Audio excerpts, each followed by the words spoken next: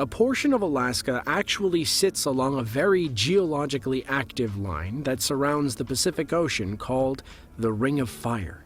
It is where the majority of the world's volcanoes are located. However, aside from being volcanic, it is ripe with tectonic activity as well. This line actually goes through the southern part of Alaska, as well as stretching the entire length of the Aleutian Islands. These are the areas in the state where the vast majority of people live. It includes cities such as Anchorage and Juneau. An injured team member out of the far reaches of this place would be an almost impossible task. So we tread carefully over the half-million-year-old crystal formations. What makes the discovery of this one-of-a-kind geological wonder even more fascinating is that until the year 2000, this entire chamber was completely underwater.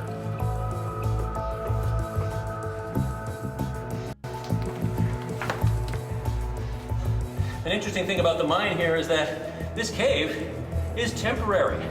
Once the mine is no longer viable, they're going to turn off the pumps, and this whole cavern will flood yet again, just like it was 500,000 years ago, totally lost to human eyes. This may be my one chance to experience this incredible place.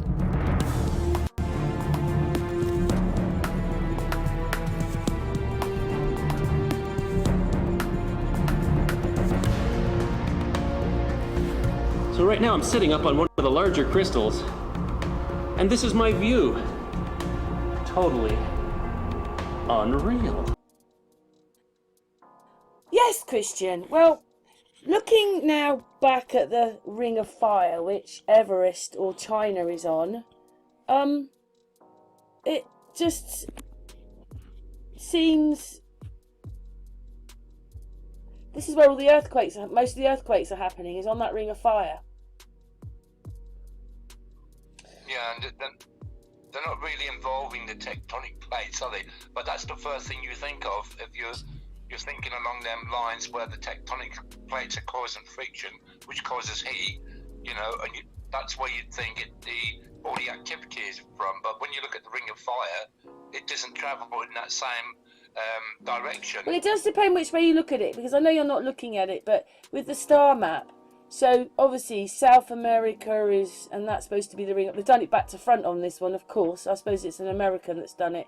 Their maps are different. But obviously the Ring of Fire starts there, goes all the way through there and goes through to Africa.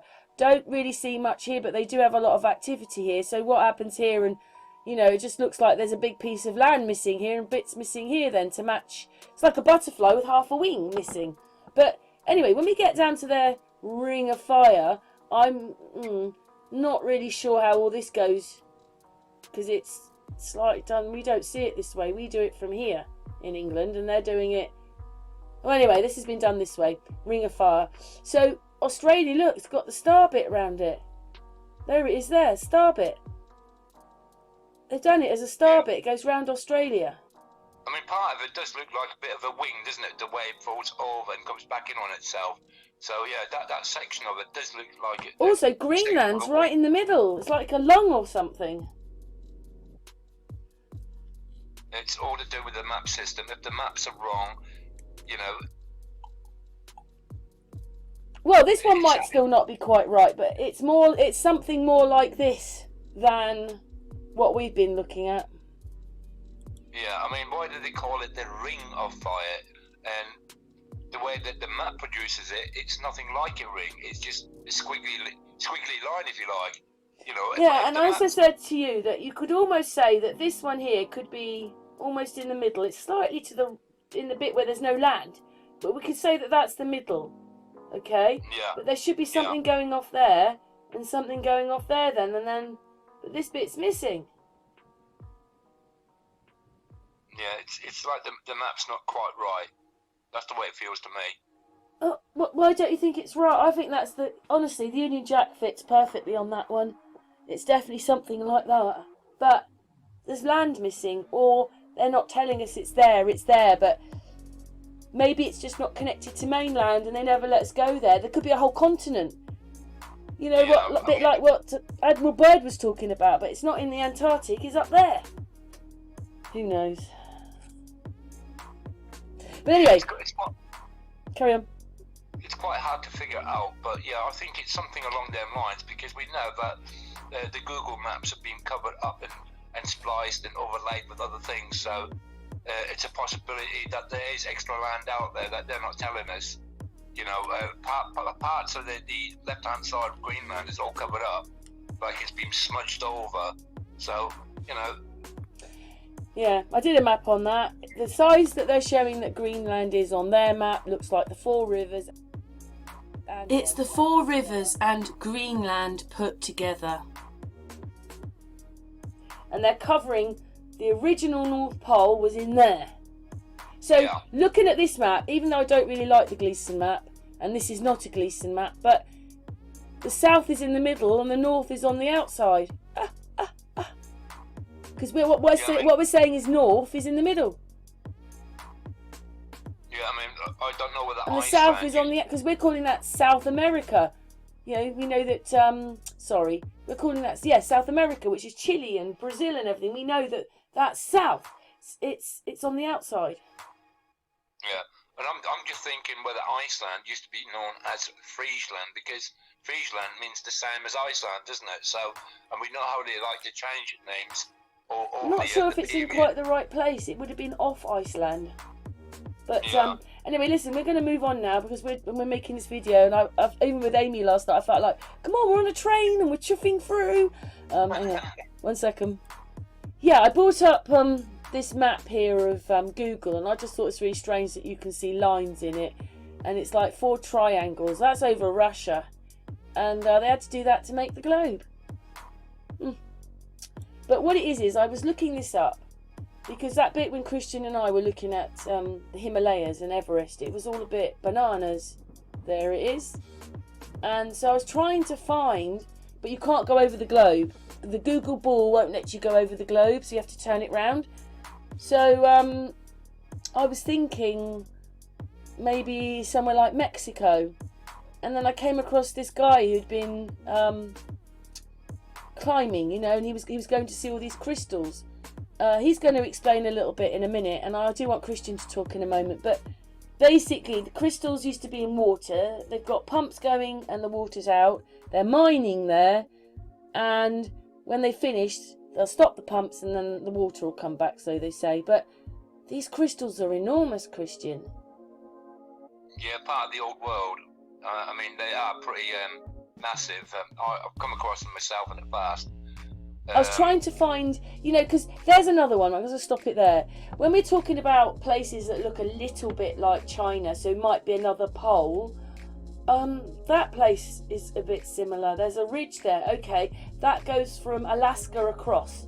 So most of it's got water in now, but that could be maybe, you know, I've tried to, with Sirius's work, he had 2 at the top and 2 at the bottom, but I'm not sure now whether the poles are in different place on the place we live. And that could be one there. And the other place I was thinking of, well, was Mexico, because it looks like maybe some big thing. I don't know. Anyway, we're going to, in a second, hear this guy talk, because he went down into these caves. But I'm trying to find the extra pole.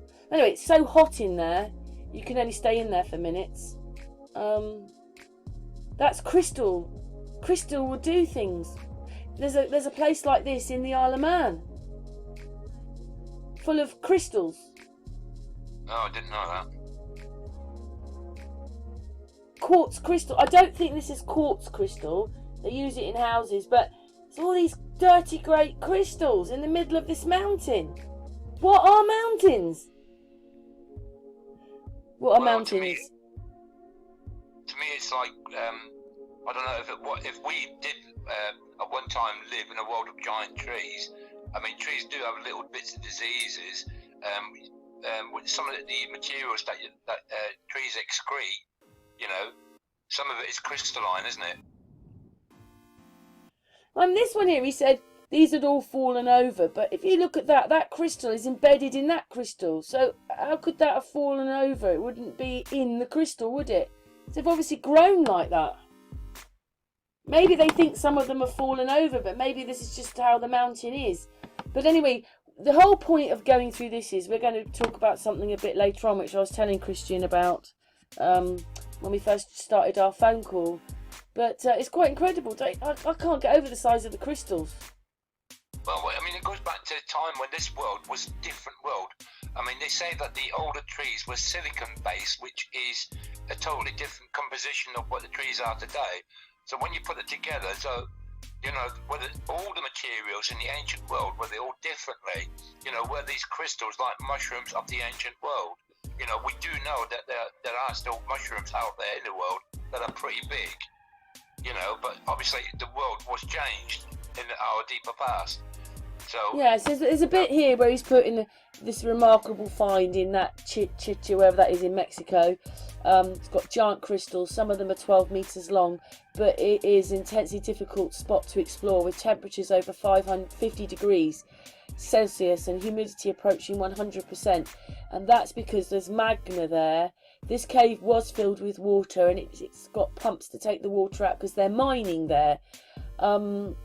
So that's probably not good for the, you know, it had water in it, obviously for a reason, to keep everything cool. And he goes in there without any cooling on, and then he goes in with it on because he can spend longer in there. I'm just going to play that bit of video, Christian. okay.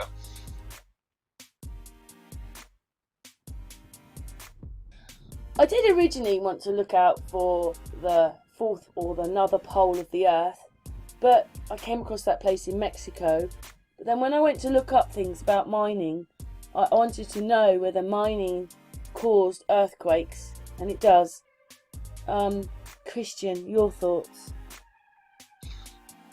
Well, yeah, we've been mining this earth for quite some time, but when you go back through history, the mining seems to be a lot more extensive.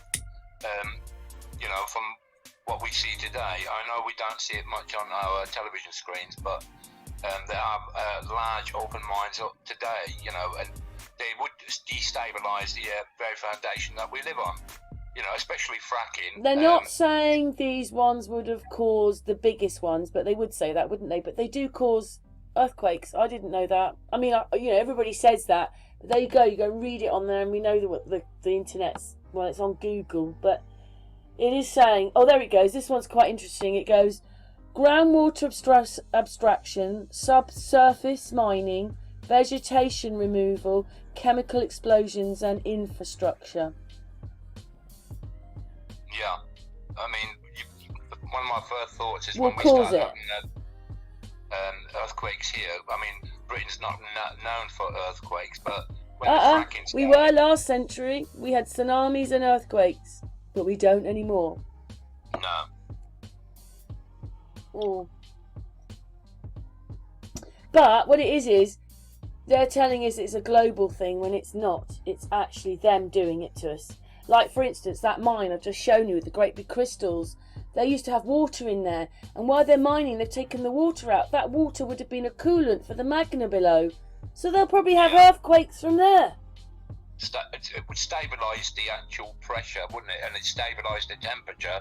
So it's actually what they're doing is they're creating an instability while they're mining. Yeah, it's so hot in there. He can only, you know, he went in there with just his clothes on, and then he went in there with coolants on. He could stay twice as long with the ice packs in. But it's so hot in there, you can only spend a certain amount of time in there. If you stayed in there, you would die. That's what they said. But listen, there are some published examples that introduced earthquakes. These ones happened through people doing it, mining, in 1929. Earthquakes were happening because of mining. Yeah, but everything that we've researched in some of the places that we've spoken about, there's always been mining involved, and when something goes wrong with it, the people are moved on. Oh, you don't think this is what might have caused it? They were mining so heavily, they caused all these things to happen, and the star forts to stop working and everything. It was because of all the mining. I mean, half the world's not there. Yeah, and some places are actually sunk because of the mining. I would have thought, you know, when you look around the world and you see some of the quarried places, they are gigantic. You know, and if you're taking away certain pieces of what we live on, you're going to have weaknesses. You know, it's destabilization of the world that we live in. And yet, you're right. You know, they're giving us this global climate change and whatnot, but yet they're changing the climate by changing our planet.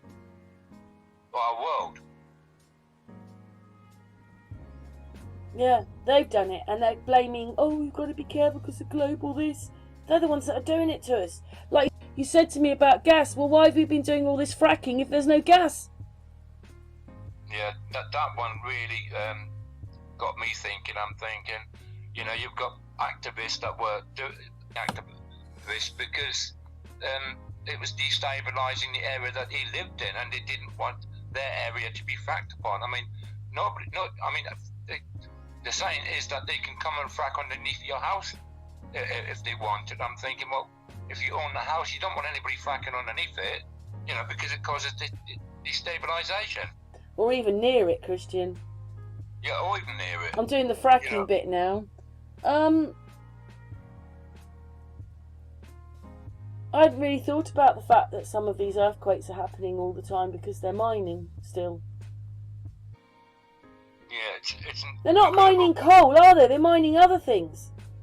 Yeah, I mean, it was only the other week that I found out, because I never thought there was any connection between fracking and mining, and then I'll find out, yes, it's high water pressure mining, and, you know, we're told that they were looking for gas. Well, they've been fracking for such a long time, and we got no gas. You know, when you put it together... That's what they're saying, Christian. Pardon? Well, that's what they're saying. How do we ever know they're ever telling us the truth? Yeah, precisely, and it's... Oh, Christian, I wish I'd looked this one up. It says, can the government cause earthquakes? Well, they are, aren't they, by fracking? Yeah, or allowing these things. But anyway, we're going to move on to the next bit now. We're going to finish in a minute, but we're going on to the next bit now. We all know Nepal for being the country with the tallest mountains found anywhere on Earth.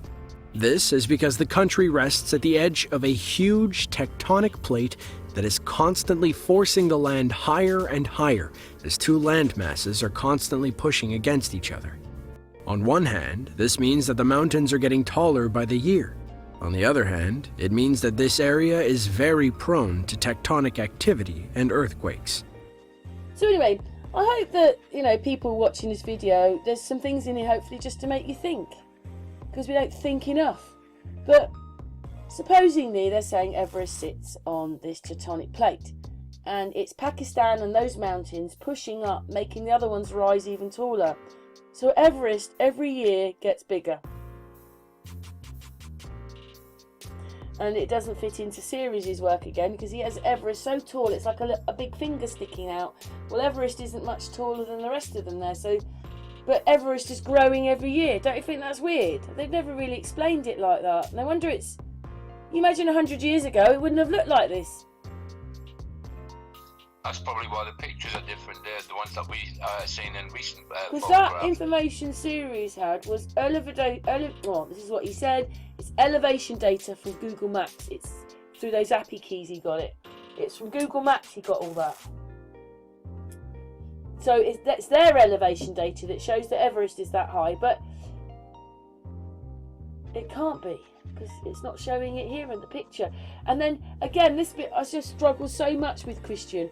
What you're looking at is 20-30 miles all squished in, and then look, the clouds aren't any smaller or bigger or lower or higher. They're still above the mountains and look like, do they? Look, there's the clouds. They're not telling us the truth about something, Christian. That's no surprise to me. And then what's this here? That looks just as high as Everest. Going along there almost. Okay, that looks like it's skimming the clouds there. But these clouds, do they look much higher or smaller or whatever they look like? No, they just look normal. We know the area had some activity a couple of years back when Sichuan was having severe earthquakes, which is more or less in the vicinity. But when you're looking at where Sichuan is, it's more or less centralised, isn't it? And you wouldn't have thought that in that area there's two tectonic plates shoving up against each other. So, you know, because it's pretty central to one plate. Well, what it, you know, as we've already said is, and people have explained it to me, is this mountain range here that goes down is, say, 3 miles high. And then these mountains sit on top of those mountains. So it would always be pushing Everest up, wouldn't it, if they're being pushed? Yeah. And then that would cause earthquakes and all sorts of things, wouldn't it? Quite possible. I'm a bit blown out by Everest because they show it as a ridge, as a complete ridge. They don't even show you the peak of Everest on the Google thing, so you'd never know that that peak was even higher than the rest of the ridge. But the other side is a sheer drop down. And, from the pictures that we've seen recently, it looks like Everest's got a pin on top of it, doesn't it?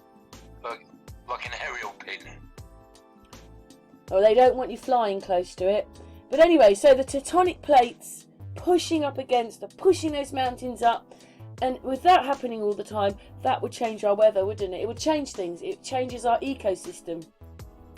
Yeah, but I mean, I'm looking at it from the outside in, and I'm thinking, well, why are the tectonic plates being pushed together? What is forcing them together? You know. Well, originally, when I thought we were a globe, they explained that the plates on the floor are moving into, say, they're like a conveyor belt into the mountains with the volcanoes, and so we're a live thing. It's always working, and things are work because it just works like that. It rolls in and it helps the volcanoes keep alight. It's very strange. I mean, from the point that I'm looking at, you know, I'm still trying to figure out what is causing the plates to go into each other. If we do live on a globe and the oceans are outwards and it's lower, you'd think the tectonic plates in that area would be separating rather than coming together. And also, if they're rising, then there can't be global thingy-bobby with the water, can there? If they're rising, the water would be going down. Yeah, my point being is the water forcing the tectonic plates together? You know, you wouldn't have thought so, would you? Because when you do your own little experiment, like you do put a little bit of mud plot in a bucket, it spreads outwards. It doesn't go together, it spreads outwards, doesn't it? So. And also, we've just shown you a mountain in Mexico where they've got those dirty great crystals. So you don't know in the middle of those mountains there's not huge great crystals. Yeah. Growing, yeah. So that would if it was the case, then if it has got ground crystals, it would force them apart, wouldn't it? It wouldn't push them together. You know, that's always boggled my mind when I first heard about it. And they're like a set of jagged teeth, these things. You know, like if you're actually looking, if you could, well, they can't show it to you, can they? Because you can't do thousands of miles in pictures. But it's like a row of jagged teeth, those top of those mountains. It's obviously not that thick at the tops. You know, like it's not wide there. It is like just the peak, making these jagged edges. Yeah. Yeah, it's always baffled me about this tectonic plate theory. I don't know whether it's fact. I mean, I don't even know what we're looking at right now, Christian, because he's talking about the tectonic plates, and in front of you you've got, like, I don't know what they are, with like a circle around it, and then Everest just behind it. Yeah, I mean, most people will take their word as fact, but how do you know it's fact? Have they been that low? Have they seen the tectonic plates underneath the Mount Everest? You know, I mean, the way I see it, to me, it's just a theory. Yeah. Okay, they might be able to measure the tectonic plates out in the ocean, where there's a lot of flatness, and we know a lot of the ocean floor is flat. You know, if that's the case, from what they show us on Google Maps, where when you look at the oceans, you think, well, they've got to be spreading apart rather than come together. And how do these people get to take these photographs if you're not allowed to fly anywhere near it? Yeah, it doesn't make any sense, does it? It really doesn't. And you know, you're not getting the full picture. This is the way I look at it. We're not getting a full picture. Now, if you imagine Europe being forced closer to Canada and that area, you know, and them coming together, that's understandable. That's tectonic plates coming together. But from what they're saying, there's something else to it. You know, I just won't believe that it's like one continent pushing in on itself, unless there's a whole. Like I said, you're looking at that's like 5 miles you're looking at there. I just don't think you'd be able to get all this in, and so that you're looking at 5, 10. You're looking at about 15 miles across by about 10 miles up, and it's all perfectly in focus in the camera. I don't believe it. Well, I mean, like you know yourself that they said that the furthest they've ever drilled down to is between 6-7, around about 7 miles or so, maybe a little bit more than that. And the tectonic plates would actually go down hundreds and hundreds of miles, wouldn't they? So how would they know? How would they know? Unless they've got a scanning equipment that can go. And even when they did it in Russia, is it flat there? Are they high? Are they low? Are they at sea level? Exactly. I mean, the lowest point is the ocean. So why don't they build a little substation in the ocean where they can drill underneath? You know, then they'd be drilling a lot deeper into the earth, wouldn't they?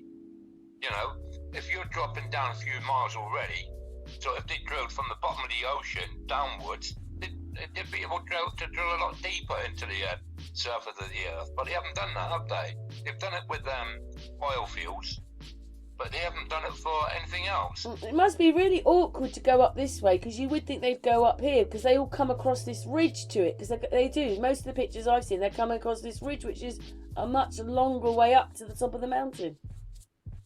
Yeah, I mean, I saw it the other week, the Himalayas are already high up, but then you've got Mount Everest, so, you know, you really have to establish what shape this world really is in certain parts. So basically, the top of that mountain is about 10 miles up from the sea. Yeah. I just can't get that. When you look at this, it looks like it's all in front of you. In fact, when you look at it, it looks like there's writing on it. That looks like an S. These look like letters. It always does through Google. They're always putting things in. I can't quite read it. And when you zoom in, it doesn't make it better. But it always looks like there's letters on everything.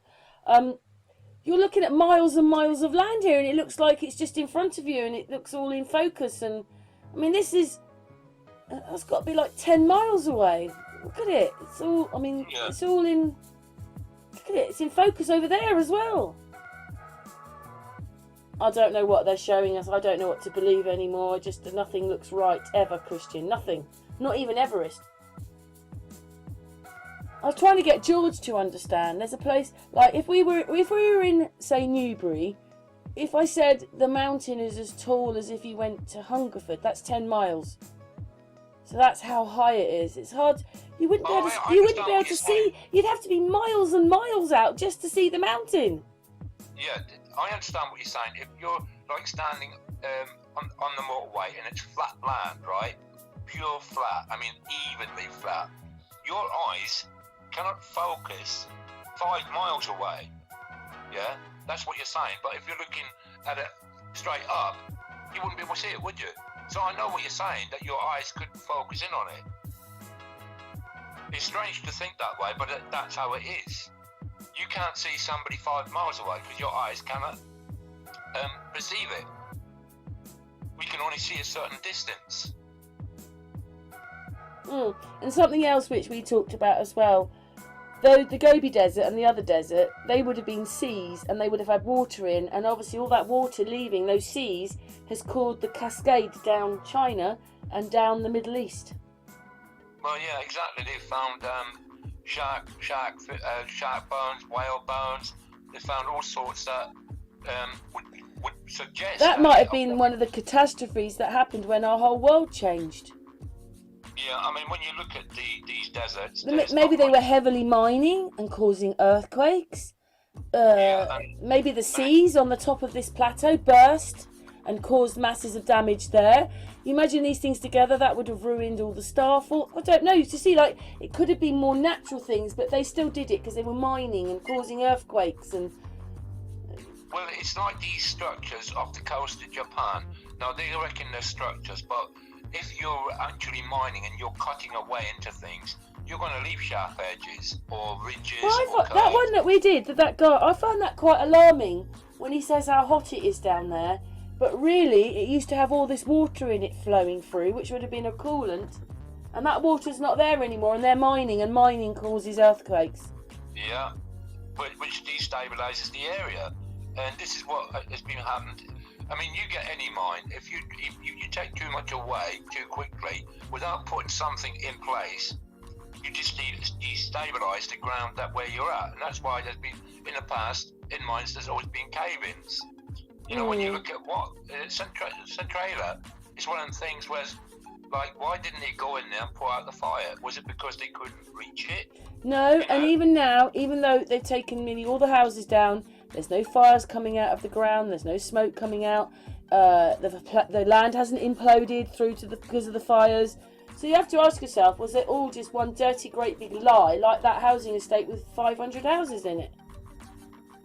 Oh, I didn't know that. That sounds suspicious as well, didn't it? Well, what it is there still could be chemicals coming up. People did complain about this, but they could have put it out. They always said they couldn't put it out, but it went on for years, and it looks like these people were really, really upset because they were living in it. But what I'm saying is, if you go back to Centralia now, you don't see the land has all fallen in and the fires are coming out like a volcano. Nothing like that's happened. You can walk around on it. The houses aren't there. Yeah, you mean it's not caved in? There's not been any other catastrophes? No, there's no big fires. There's no fires either. And they said it's going to burn for another 20 years. And you're like, oh, well, you know, most of us will be dead by then. Yeah, I mean, how long has it been since they moved out there? Around about the 2000s, was it? 80s? Oh, the 80s. Well, I think it was all happening. We'll just say it was happening in the 1980s. Maybe it was the 1990s they went. Yeah, maybe it was the 1990s. Yeah. But, you know, I was a bit shocked because when we first started looking, you first start off, we've got to finish in a minute, Christian, because we've been going for 14 minutes. But you start off and you hit castles. Oh, they're abandoned. But you're looking at a time frame. And then when you find it abandoned before, you think, well, that's hundreds of years ago. But now you can find it abandoned in 2017 or even the 1990s, the year 2000. They're not abandoned like castles and everything. It's all abandoned. We're living in the most crazy place ever. We're on a demise. That's what I said in our video with Amy. They made the society and now they're destroying it. Yeah. I mean, when you look at a lot of locations that we've covered, and it's not just people leaving them places, but the places that have been empty where there has been huge mining. You know, it's everywhere, and it's the same scenario. Everything seems to involve mining or quarrying of some degree or another. When you look at Wales. Do you know, they're just laughing at us the whole time, Christian, because, you know, last week we had it all over our televisions about global warming and, oh dear, now that's the problem now. It's global warming. When actually, they know they're the ones doing it. I mean, I said to you before we started making the video, how could our Queen be proud of knowing there's acres and acres and acres abandoned, you know, derelict, falling down? There's nothing to be proud of. In America, it's even worse. They've got thousands and thousands of acres of, you know, half of Detroit is rotting away. Well, one of the factors that I know of that the Queen is practically behind the mining industry, especially when it comes to gold. But I mean, we're supposed to be custodians. Us, the human race, people like you and me, we're supposed to be custodians of this world. And basically, we're being kept busy from 9 to 5, nearly 7 days a week. You know, so in something that doesn't exist because there is no money really. No, it's what they give us in exchange for our minerals. No, they're farming us. I just think we're in an open-air prison. They want something from us. So, from the grave to the grave. Yeah. It's honestly, it feels like the time machine, to be honest. Yeah. The big gong happens and everybody walks into the thing. That more or less happens. It's the television that's the going. Christian, we've got to finish this video, but I have found what it is because I don't understand the demise bit and the emptiness and all that. It's sort of not freaked me out, but it makes me go, oh, I don't like the feeling. There's something so, I don't know what. There's obviously something else really big going on, and we're just haven't taken any notice of what's really going on. It's like people are blind to it. Not just blind, they're blind often them to it. You know. Yeah, it's only my opinion, but that's what I see. And then when you begin to establish how many abandoned places just in our country, never mind America and other places. Don't you find it a bit freaky though, Christian? Very. I mean, it's disturbing. All the files left there, like What? Were we not going with them then? Or where have all the people gone? Well, I mean, the lack of duty of care, even in this It's the country, law. You have to take all the documents out. Okay, I watched one today where they did actually, you know, like all the filing bit, all the documents were gone, but in the hospital there were still documents of people. Yeah, I mean, where does these laws about data protection come in with that when they're just being left Don't you behind? think someone, like, say there's a security team now, right, you've gone bankrupt, it's ours. What, they wouldn't walk around and make sure these things are correct? Do you know, it's like because there is no law. They do what they want. Yeah, that seems to be the case, especially with that hospital that was left behind all the records. Well, you haven't seen it because me and Amy have made it, but this guy is showing you a dentist like that. It's criminal. Hang on a second, Christian. We've got to finish. Shall we finish our video because we have gone on long enough now? Yeah, okay. But it was to make people think. Well, with any luck, this video might just do it, mightn't it? Well, crazy stuff, Christian. Yeah, very bizarre. Thank you for helping me. We've raised a few issues here. Things that Christian said, things that I've said. So, thanks very much for watching. Okay, bye-bye.